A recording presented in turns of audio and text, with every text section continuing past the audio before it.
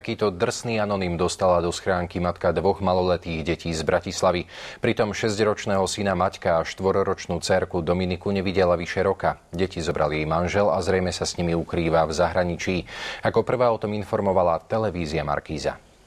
Martina z Bratislavy nevidela deti od 5. januára 2011. S manželom sa rozvádza. Ten deti ukryl zrejme v zahraničí ešte pred rozhodnutím súdu o ich zverení do opaterí matke. Deti som nevidela už rok a vlastne v podstate neviem o nich nič. Podľa súčasných informácií sa muž spolu s maloletými deťmi od februára minulého roku zdržiava mimo územia Slovenskej republiky. Po mužovi polícia pátra ako po obvinenom z poškodzovania cudzích práv, no a po deťoch ako po nezvestných pátra zase Interpol. Po roku presne 18. januára dostala matka do schránky list. Že deti sú mŕtve. List bol napísaný na počítači, zaistila ho kriminálka. Predmetnú zásielku polícia zadržala a zaslala na expertízne skúmanie.